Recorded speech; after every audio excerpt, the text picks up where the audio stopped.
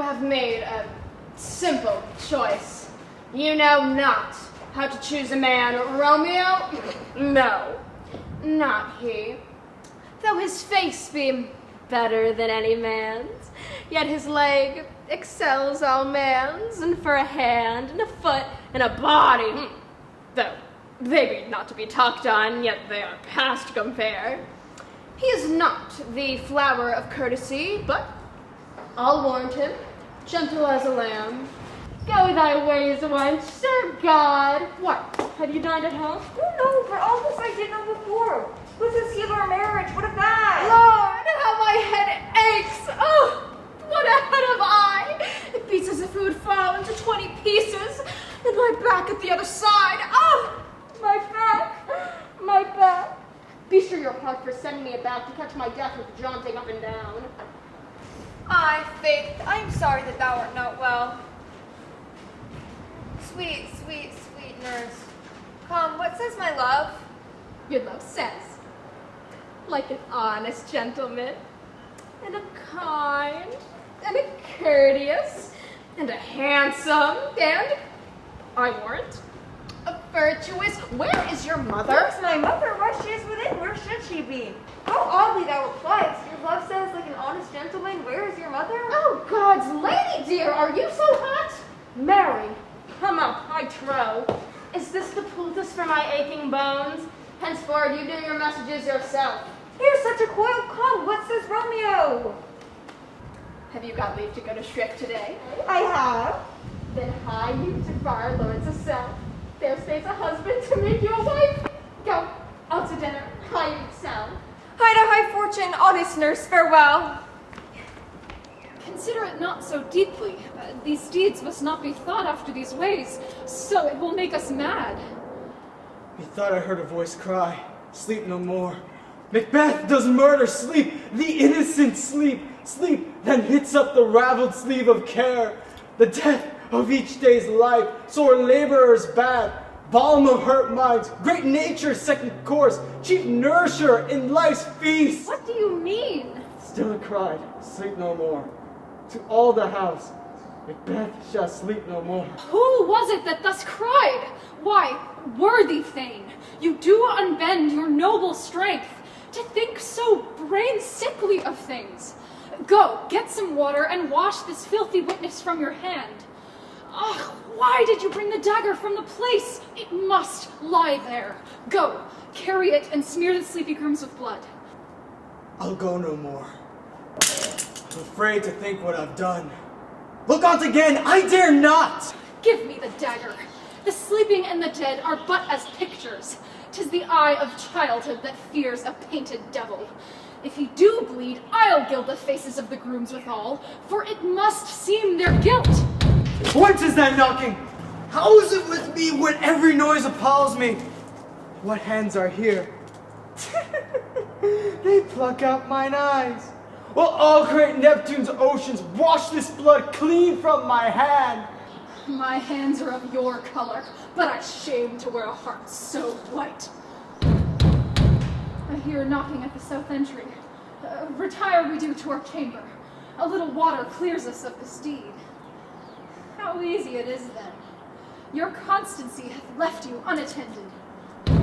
Hark, more knocking. Get on your nightgown. Be not lost so poorly in your thoughts.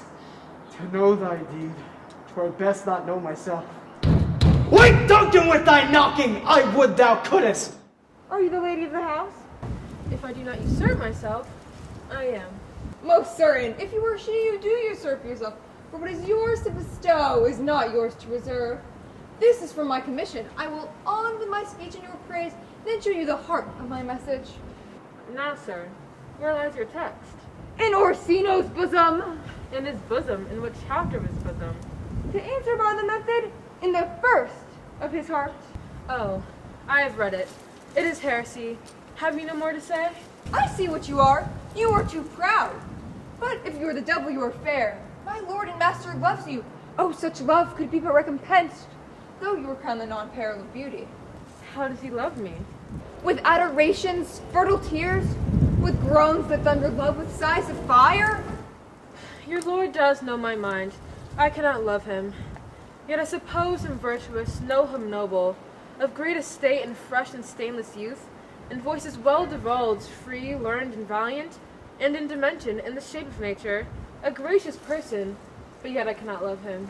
If I did love you in my master's flame, with such a deadly life, with such a suffering, in your denial I would find no sense, I would not understand it. Why? What would you do? Make me a willow cabin at your gate, and call upon my soul within the house. Write loyal cantons of contemned love, and sing them loud even in the dead of night. Hollow your name to the reverberant hills, and make the babbling gossip of the air cry out, Olivia! Oh, you shall not rest between the elements of earth and air, but you shall pity me. You want too much. What is your parentage? Above my fortunes, yet my state is well. I am a gentleman. Get you to your lord. I cannot love him. Let him send no more. Unless, perchance, you come to me again, to tell me how he takes it. I thank you for your pains. Fare you well. Spend this for me. I am no feed post, lady. Keep your change. My master, not myself, lacks recompense. Love make his heart a flint that you shall love, and let your fervor, like my master's, be placed in contempt. Farewell, fair cruelty. Good morrow, Kate, for that's your name, I hear. What have you heard but something hard of hearing? They call me Catherine, that do speak of me. You lie, in faith, for you are called Plain Kate, and Bunny Kate, and sometimes Kate the Cursed. But Kate, the prettiest Kate in Christendom, having heard thy mildness praised in every town, thy virtue spoken of, and thy beauty sounded, yet not so deeply as to thee belongs, myself am moved to woo thee for my wife. Moved? Let him that moved you hither remove you hence. I knew at first that you were immovable. Why? What is immovable? A joint stool. Thou hast hit it. Come, sit on me.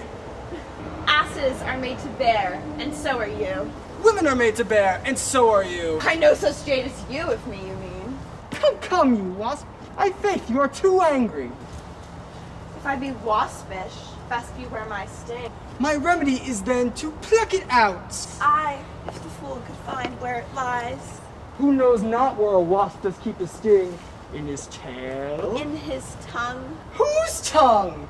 Yours if you do talk of tales. And so, farewell. What? My tongue in your tail? Nay, come again, good Kate. I'm a gentleman. That I'll try. Dost thou think, Claudio, if I would yield to my virginity, thou mightst be freed? Oh, heavens, it cannot be. Yes, he would give it thee, from this rank offense. This night's the time that I do what I abhor to name, or else thou diest tomorrow. Thou shalt not do it. Oh, were it but my life, I throw it down for your deliverance as frankly as a pin. Oh, Isabel!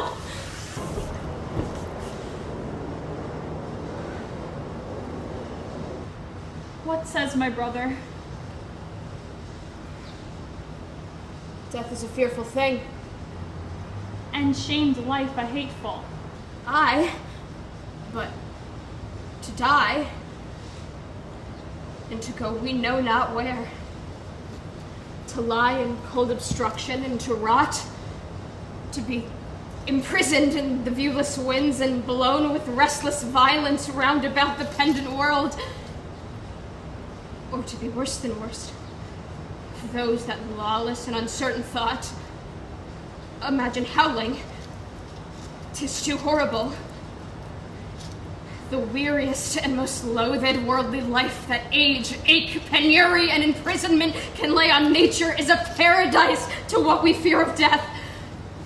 Sweet sister, let me live. What sin you do to save a brother's life, nature dispenses with the deed so far that it becomes a virtue. Oh, you beast! Oh, faithless coward! Oh, dishonest wretch! Wilt thou be made a man out of my vice? It's not a kind of incest to take life from thine own sister's shame. I'll pray 1,000 prayers for thy death, no word to save thee. Nay, hear me, Isabella. Oh, fie, thy sin's not accidental, but a trade. Mercy to thee will prove itself a bond. 'Tis best thou diest quickly. Oh, hear me, Isabella!